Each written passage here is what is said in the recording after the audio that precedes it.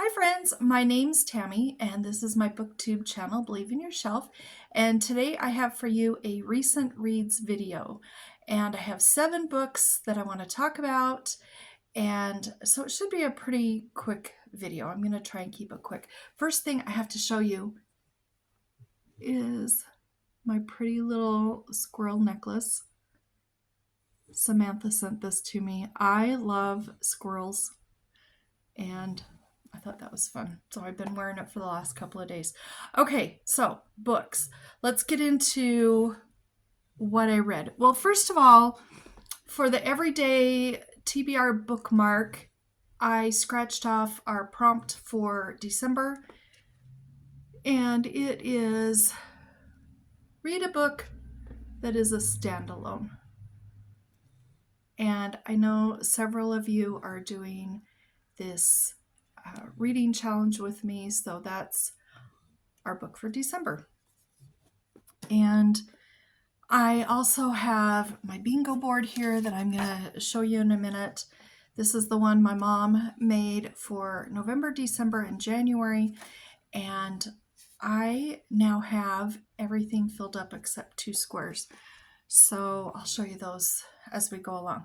So the first thing I want to talk about is the square for Soups On, a cookbook featuring soup recipes. Square right down here. And I borrowed 2 cookbooks from my mom, actually. They were both Campbell cookbooks, Campbell soup cookbooks.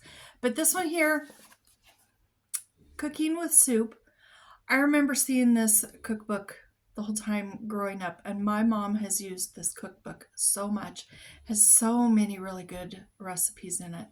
And I borrowed this one. I did borrow another one too, but I've already given that one back to her. And I wanted to show you, I read this one for the square, found a whole bunch of good recipes. You can tell when a cookbook is really good when my mom writes her favorite ones in the front cover. And there's always stars and notes and everything with the recipes that she likes. So I did read this one. This was a lot of fun. I also read The Borrowers. I reread this by Mary Norton. And this is one that I have read. That's my dog snoring. Several of you mentioned that you hear him snoring in the background, and yep, he's down here snoring on the floor. Samantha sent me this series. This is a reread. I've read this so many times, and I really love it. I'm fascinated with these little tiny people living in the various places behind the clock, behind the kitchen cupboard, under the floorboards, in the attic. You know, there's different families that live all over the place, out in the fields and everything. But I'm always fascinated with the items that they borrow and how they use them in their little homes. But I'm super excited to read the rest of the series. I didn't even realize it was a series until she ended up sending me the series. And I'm looking forward to continuing on with this. So anyway, then I think it was in my last recent reads, I talked about this book by Cynthia, Rylant, Gooseberry Park, and how much I loved it. It's about a dog, a squirrel, a bat, and a hermit crab. And those 4 are best friends. And I loved this so much that I went on to Amazon and I bought the other 2 books in the series. I got a Kitten in Gooseberry Park and Gooseberry Park and the Master Plan. These are so sweet. These are highly recommended by me for middle graders, older kids, adults, old people. That would be me. I just love these books. And I think, okay, so this one, Kitten in Gooseberry Park, there is what kind of a cat is she? She's like a bobcat? I think she's a bobcat. They find this little bobcat that got washed away down the mountain and has been separated from her mother, and a whole bunch of the animals in the park, as well as Kona the dog and the little hermit crab. Anyway, all of them, they come up with a plan to get her back to her mom, and this was really sweet. And then Gooseberry Park in the master plan, there is a drought that's been going on, and the baby animals in the park and the older animals in the park are in peril because they have no water, and they come up with a plan to be able to feed, I think it's 200 animals that need extra help. So we have a dog, a squirrel, a raccoon, a cat, the hermit crab, the squirrel and her babies. There's 4 squirrels there, and 200 owls, and the bat, and also his brother. There's a whole bunch of animals involved in this, and of course they save the day. These books are all right about 100 pages, and there's a picture on almost every page. So these are something you could read just in an afternoon. They would be great read alouds. The reason I read a lot of middle grade books, well, first of all, I love them, but also I like to read them and see if they're ones that I want to put in the hands of my granddaughters that live here with me, me and my husband. And because I like to do read alouds with them, but we have started read alouds that I didn't preview first. And there was one especially that was really disturbing, and we had to DNF it and put it aside and get rid of it. So I like to know what I'm giving the girls. So that's another reason why I like to read middle grade. That's just the excuse I give myself, because I actually like to read middle grade. But this one here, of all 3 of them, I think was my favorite. And I just want to read one tiny part at the end of this chapter. There's one of the illustrations. And this says, I can't give you a lot of background on what happened here, but the bat, Morton, our main bat's brother, Morton, says, "I stopped talking the talk and decided to walk the walk," he said, grabbing the final straws. You can see him with his straws. Away he flew. "What did he mean, Mama?" Sparrow asked her mother. Stumpy smiled. "He meant that love is not just what you say," she answered. "It's what you do." Stumpy looked at the beautiful faces of the 3 young squirrels. "And tonight, my good children, you loved." These are so sweet. They're nothing to stress over. Kids don't have to get worried over it, but they're hilarious. There are so many truly laugh out loud moments, and I mean actually really laughing out loud, not just chuckling in your head, I love these, but especially this one. Well, I gotta say, this one, because it sets up the whole story and we find out who everybody is, and it's really good. This one here, there's a big storm, and Stumpy, the mama squirrel, has 3 babies, and her branch of her part of the tree where she lives in the park breaks off. There's a lot of animals in the park that don't have anywhere to live. It's a whole story. But I do enjoy that. And then, like I said, this one here is following the drought, and this one here is following a bobcat that needs saved. Okay, so I put Gooseberry Park and the master plan. Try not to show you my whole board here. Right there on Ha Ha Ha, book that made me laugh. I'll just show you the whole thing. I only have 2 squares left. these two right here, and I'm reading books for them right now. But I was able to add this one. And okay, this one down here, Estherjane, a book recommended by Estherjane. One of the books that she recommended, which I have those listed down below, is a cozy mystery called Survival of the Fritters. And it's by Ginger Bolton. And I did read that, and I liked it. I thought it was fun.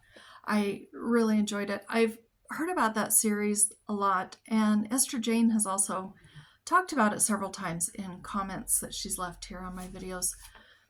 But I haven't read it yet, and so I thought, well, this was the perfect opportunity. So I listened to that book, I should say. That was an audiobook. Okay, then I don't know if you remember I think it was my very first blind date with a book video that I did early on in 2025. I got this book, All My Secrets by Lynn Austen, which I loved so much and has the potential to be in my favorites of the year. I also I had read that already, but then I came across Waiting for Christmas, also by Lynn Austen. And I thought, oh, well, this will be great. I like this author. And come to find out, Adelaide Forsyth, she's the character in this one. And in this book here, she and her husband are newlyweds. They've only been married a couple weeks or a month. And generally in this book, what happens is it's right before Christmas, maybe a week or two before Christmas, and she is coming home to her new place that they live at, and she finds an orphan boy hiding under a bush that's right up next to their home. And if he would have been out all night in the cold temperatures, he probably wouldn't have made it. So she's very lucky she found him there. She brings him in, and he says that he is not an orphan, even though he was put into an orphanage and he escaped out of there and ran away. He says he's not an orphan. He says his mom did pass away, but his dad was gone working and was going to be home by Christmas. And while his dad was away, his mom passed away. So they weren't left alone. But there was him, and also he and his little sister were left home with their mom, and then their mom passed away and their dad has been gone. And he says he's not an orphan. He has a dad. He has a little sister. He doesn't know where the sister is. He doesn't know where his dad is. So the whole book is trying to figure out the riddle of where is his family, if he does have family. Where is his sister? Where is his dad? And also, what will they do with this young boy? Because a little bit of time goes by. It's not quite Christmas yet, but they cannot find his sister or his dad. And she and her husband are pretty sure they're going to end up adopting them because they can't find his family. So that's what this book is about, trying to figure out what happened with his family and how this all turned out. And this is a really great Christmas time book. I really enjoyed this book. Lynn Austen, this is 2 books I've read by her, and she's becoming a favorite author. So I think several of you like Lynn Austen's books. If you have a recommendation of where I should go next with her, let me know, because I would like to read more books by her. All My Secrets did not make it on the bingo board. Not All My Secrets. Waiting for Christmas did not make it to the bingo board, and The Borrowers also didn't make it to the bingo board. Okay, so then I did read The Pride of the Peacock by Victoria Holt, and this story was excellent. She is such a good author, such a good storyteller. I don't know how she got so much into 314 pages. I have no clue how an author can just put so much in. This is a story about, what was her name? Opal Jessica, or Jessica Opal. I can't remember. But she goes by Jessica, and she is living in a home with her parents and a sister and a brother. They're all adults. And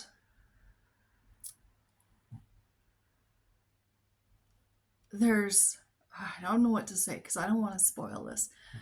They've lost their home to her father's gambling, and they now have the small little house that's also on the property. They didn't have to sell that, but the house was bought by an opal miner who comes to stay there, and you learn a whole bunch of secrets all over the place. She does end up marrying the opal miner's son fairly early on in the book, and they travel to Australia, and he's also an opal miner. And there's a lot that happens in this book, and I really enjoyed this. And I know some of you have said, where should I start with Victoria Holt? I think this story's great. I do want to say there is quite a bit of profanity, which completely shocked me. So if that bothers you, don't read it. If that doesn't bother you, I highly recommend this. And in this book, the guy that bought the house next door, the opal miner, he was in an accident, lost a leg. He also went down kind of this hill in his wheelchair and almost got really hurt, but she saved him. And when she's in Australia, there is an accident in a cave, a mining cave, a cave that's being mined. There's also somebody that's poisoned. There's another character who is murdered. So there's a lot going on here. So I put it on, oh no, an accident, fire, disaster, etc. So that's where I'm going to go behind the paper. I think it'll focus better. That's where I put that. And then I think the last book, let me look down here. I'm looking at my notebook. The last book I want to talk about is The December Market by RaeAnne Thayne. And Samantha sent me a few books by RaeAnne Thayne in a box that was just a nice surprise. I've heard of her, but I've never read anything by her. It's also a signed copy. Anyway, she sent me this. Samantha sent me this, and I thought, well, this looks like a great Christmas book. I want to read it. I think the cover is gorgeous. And I went into it thinking I'd probably like it. You know, it'd probably be a good 3-star, and I'd probably get done reading it and take it to a little free library and trade it for something else or whatever. And I have to tell you, I was pleasantly surprised. I love this book. This is one of my favorite books I read through the month. It is fluff. It is just a fluffy book. There's nothing to worry about with it as far as too much suspense or anything like that. No huge deep plots or anything like that. It's really just fluff. It's a romance. It's a Christmas romance, but this is a really good romance. So our main character, she's had kind of a troubled past, a lot of sadness, and she has a soap shop, and she also runs the Shelter Springs Holiday Giving Market, and she runs this every Christmas time, and people come and have little booths and other people come and shop and everything, and she's running that. Also, her grandmother lives in a retirement home, and she's losing her eyesight and just needs some help. And so she takes care of her grandma a lot. And her grandma is also dating the new dashing resident of the retirement home. And our main character is a little concerned about that. I love the grandmother. I think she's a great character. While she's there bringing in groceries one time for her grandmother, she steps on a remote control toy and falls and dumps the groceries everywhere. And she finds out the toy belongs to a little boy. He comes rushing over, and of course his dad comes with him, and it's a romance, so you know where that's going. But I love this book, and I'm going to keep this book because I think I might want to read this every couple of Christmas times. I really recommend it, and I don't know if it's part of a series. It's the Shelter Springs Holiday Giving Market, so maybe it's part of a series, maybe a Shelter Springs series. I don't know. If any of you guys read this, do you know if this is part of a series or anything? I need to check into that because I would really like to read more books in this series if it is. Or also, do you have any recommendations by RaeAnne Thayne that you think I'd like? Because I really liked this book. And our main character, her brother is a doctor, and he's also in the book quite a few times. And in fact, her brother is engaged to her best friend. And so he's in there quite a few times. He's not exactly a main character, but he's a pretty big side character. So I need a doctor. Main character is a doctor or medical expert. So I did put the December market there for that. So that's what my bingo board looks like. I have 3, 4, 5, 6, 7 of the squares X'd out. The only ones I have left are Where'd She Go? Woman is Lost, Kidnapped, etc. And I'm reading that one right now. And then Where's the Beef? Book that takes place on a ranch. And I'm reading that one also right now. So I'll probably have that filled out in December. I don't think it's going to take me into January. If you guys are doing the book bingo, how is yours coming along? Are you getting squares filled up? Let me know down in the comments. Let my mom know down in the comments too, because she's the one that made that up, and she often asks, do you think people are doing the bingo? I said, yeah, I think there's quite a few people doing the bingo actually, from what I've heard. And then of course there's also the standalone for this one. All of that information will be down below. And anyway, I'm just looking at my pile of books. I had a pretty good reading month for November. This was half of them, half the books I read. I think I read 14 books. Anyhow, I hope that you've had something good to read, and we will chat down in the comments or in the next video. Talk to you later. Bye-bye.